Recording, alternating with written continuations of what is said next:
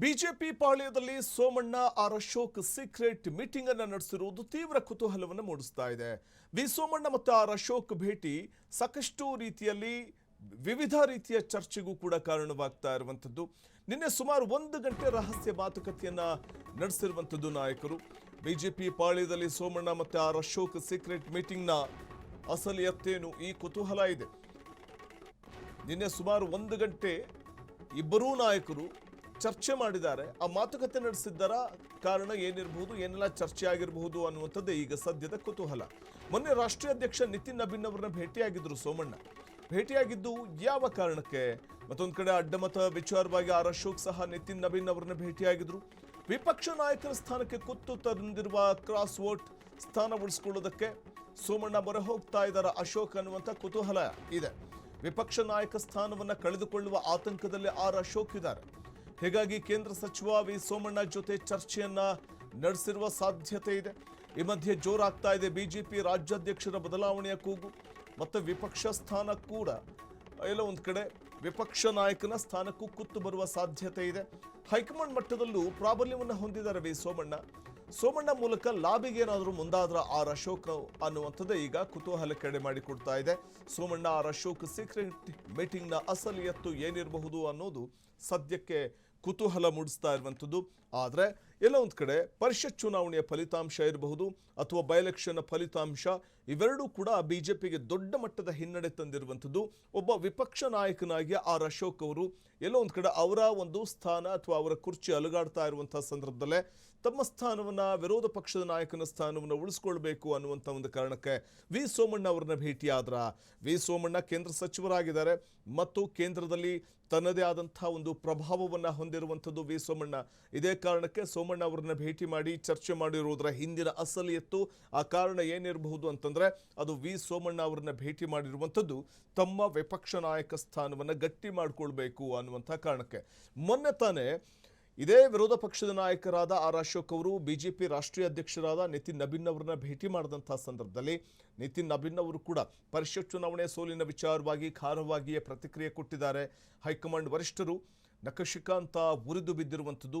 ಮುಂದೆ ಪಕ್ಷವನ್ನು ಸಂಘಟನೆ ಮಾಡಬೇಕು, ಬಲವರ್ಧನೆ ಮಾಡಬೇಕು, ಮುಂಬರುವಂಥ ಚುನಾವಣೆಗಳಿಗೆ ಪಕ್ಷ ದೊಡ್ಡ ಮಟ್ಟದಲ್ಲಿ ಸಕ್ಸಸ್ ಅನ್ನು ಕಾಣಬೇಕು ಅನ್ನುವಂಥ ಒಂದು ನಿಟ್ಟಲ್ಲಿ ಹೆಜ್ಜೆ ಇಡ್ತಾ ಇರುವಂತಹ ಸಂದರ್ಭದಲ್ಲೇ ರಾಜ್ಯದ ಅಗ್ರಗಣ್ಯ ನಾಯಕರು ಅಂತ ಅನ್ಸ್ಕೊಂಡಿರುವಂತಹ ವಿರೋಧ ಪಕ್ಷದ ನಾಯಕರಾದ ಆರ್ ಅಶೋಕ್, ಮತ್ತೊಂದು ಕಡೆ ಉಸ್ತುವಾರಿ ಅಂದರೆ ನಾವು ಗಮನಿಸ್ತಾ ಹೋದರೆ ರಾಜ್ಯಾಧ್ಯಕ್ಷ ಸ್ಥಾನವನ್ನು ವಹಿಸಿಕೊಂಡಿರುವಂತಹ ಬಿ ವೈ ವಿಜೇಂದ್ರ, ಇಬ್ಬರೂ ಕೂಡ ನಿರ್ಲಕ್ಷ್ಯವನ್ನು ತೋರ್ತಾ ಇದ್ದಾರೆ ಪಕ್ಷ ಸಂಘಟನೆಯಲ್ಲಿ.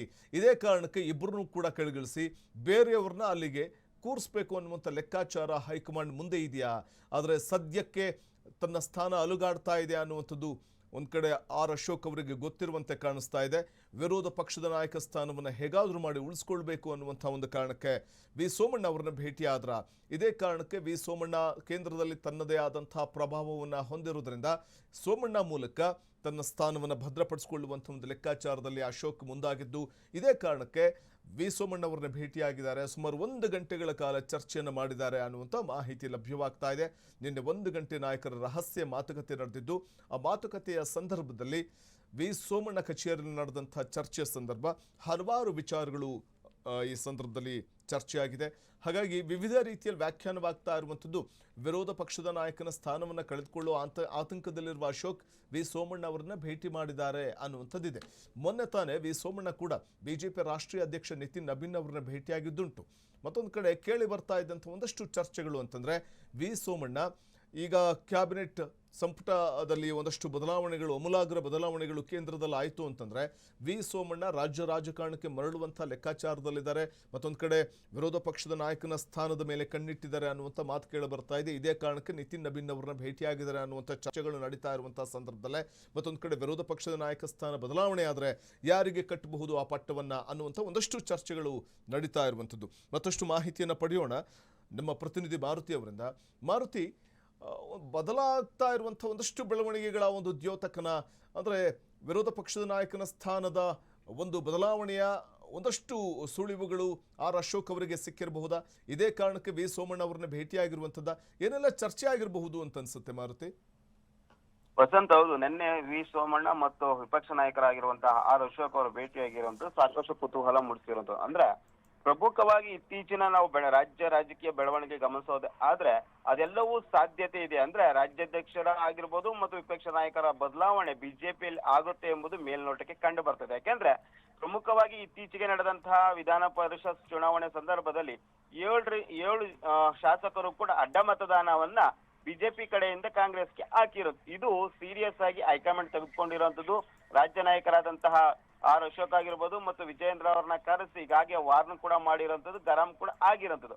ಇದರಿಂದಾಗಿ ಅವರು ಭೇಟಿಯಾದ ನಂತರ ಅಂದ್ರೆ ನಿತಿನ್ ನಬೀನ್ ಭೇಟಿಯಾದ ನಂತರ ಸೋಮಣ್ಣ ಅವರು ಕೂಡ ನಿತಿನ್ ನಬೀನ್ ಭೇಟಿಯಾಗಿ ಸಾಕಷ್ಟು ರಾಜ್ಯ ರಾಜಕೀಯ ವಿಚಾರಗಳ ಬಗ್ಗೆ ಚರ್ಚೆ ಮಾಡಿರುವಂತದ್ದು. ಪ್ರಮುಖವಾಗಿ ರಾಜ್ಯದಲ್ಲಿ ಯಾವ ರೀತಿ ಬೆಳವಣಿಗೆ ಆಗ್ತಿದೆ, ಅಡ್ಡ ಮತದಾನಕ್ಕೆ ಏನೆಲ್ಲ ಕಾರಣಗಳಿರಬಹುದು ಎಂಬ ಬಗ್ಗೆಯೂ ಕೂಡ ಸೋಮಣ್ಣ ಅವರಿಂದ ವರದಿಯನ್ನ ಪಡೆದಿರೋದು. ಇದರ ಬೆನ್ನಲ್ಲೇ ನಿನ್ನೆ ಏನು ಸೋಮಣ್ಣ ಅವ್ರನ್ನ ಕೂಡ ತಮ್ಮ ಕಚೇರಿ ಅಂದ್ರೆ ಸೋಮಣ್ಣ ಕಚೇರಿಯಲ್ಲಿ ಆರ್ ಅಶೋಕ್ ಹೋಗಿ ಭೇಟಿಯಾಗಿರೋದು ಇಲ್ಲಿ ಸಾಕಷ್ಟು ಮಹತ್ವನ ಪಡ್ಕೊಂಡಿರೋದು.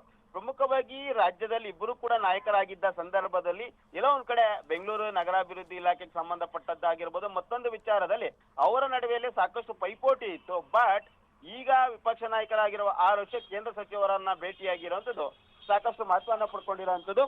ಪ್ರಮುಖವಾಗಿ ಈ ಬದಲಾವಣೆಯನ್ನು ರಾಜ್ಯದಲ್ಲಾದಂತಹ ಅಡ್ಡ ಮತದಾನದಿಂದ ರಾಜ್ಯಾಧ್ಯಕ್ಷ ಸ್ಥಾನ ಮತ್ತು ವಿಪಕ್ಷ ನಾಯಕನ ಸ್ಥಾನದಿಂದ ಅಶೋಕ್ ಅವ್ರನ್ನ ಮತ್ತು ವಿಜಯೇಂದ್ರ ಅವ್ರನ್ನ ಕೆಳಗಿಳಿಸ್ತಾರೆ ಎಂಬ ಚರ್ಚೆ ಜೋರಾಗಿ ಆಗಿದೆ. ಅದರಿಂದ ಸೋಮಣ್ಣ ಅವರ ಮೂಲಕ ತಮ್ಮ ಸ್ಥಾನವನ್ನ ಉಳಿಸಿಕೊಳ್ಳುವ ಪ್ರಯತ್ನ ಅಶೋಕ್ ಮಾಡ್ತಿದ್ದಾರಾ ಎಂಬ ಚರ್ಚೆ ಕೂಡ ಇಲ್ಲಿ ಬರ್ತಿದೆ. ಯಾಕೆಂದ್ರೆ ಪ್ರಮುಖವಾಗಿ ವಿ ಸೋಮಣ್ಣ ಲಿಂಗಾಯತ ಸಮುದಾಯದ ಪ್ರಬಲ ನಾಯಕರು ಮತ್ತು ಹೈಕಮಾಂಡ್ ಮಟ್ಟದಲ್ಲೂ ಕೂಡ ದೊಡ್ಡ ಮಟ್ಟದ ಪ್ರಭಾವ ಹೊಂದಿರುವಂತರು. ಅದರಿಂದಾಗಿಯೇ ಸೋಮಣ್ಣ ಮೂಲಕ ತಮ್ಮ ಸ್ಥಾನವನ್ನ ಉಳಿಸಿಕೊಳ್ಳುವ ಪ್ರಯತ್ನ ನಡೀತಿದೆ ಎಂಬ ಚರ್ಚೆ ಕೂಡ ಇರುವಂತದ್ದು. ಇನ್ನೊಂದ್ ಕಡೆ ಎಲ್ಲೋ ಒಂದ್ ಕಡೆ ಈ ಬಾರಿ ಕೇಂದ್ರದಲ್ಲಿ ನಡೆಯುವಂತಹ ಕ್ಯಾಬಿನೆಟ್ ರೀಶಫಲ್ ಸಂದರ್ಭದಲ್ಲಿ ಸೋಮಣ್ಣ ಅವ್ರನ್ನ ಆ ಕೇಂದ್ರ ಸಚಿವ ಸ್ಥಾನದಿಂದ ಕೈ ಬಿಟ್ಟು ರಾಜ್ಯದಲ್ಲಿ ರಾಜ್ಯಾಧ್ಯಕ್ಷರಾಗಿ ಆಯ್ಕೆ ಮಾಡ್ತಾರೆ ಎಂಬ ಚರ್ಚೆ ಕೂಡ ಇರುವಂತದ್ದು. ಇದರಿಂದಾಗಿ ಸೋಮಣ್ಣ ಅವ್ರನ್ನ ಭೇಟಿಯಾಗಿ ರಾಜ್ಯಾಧ್ಯಕ್ಷರ ಬದಲಾವಣೆ ಆಗಿರ್ಬೋದು ಮತ್ತು ವಿಪಕ್ಷ ನಾಯಕರ ಬದಲಾವಣೆ ಆಗಿರ್ಬೋದು ಮತ್ತು ಅಡ್ಡ ಮತದಾನ ಬಗ್ಗೆ ನಿತಿನ್ ನಬೀನ್ ಸೋಮಣ್ಣ ಅವ್ರನ್ನ ಏನೆಲ್ಲ ಕೇಳಿದ್ರು ಅವೆಲ್ಲವೂ ಕೂಡ ಚರ್ಚೆ ಆಗಿದೆ.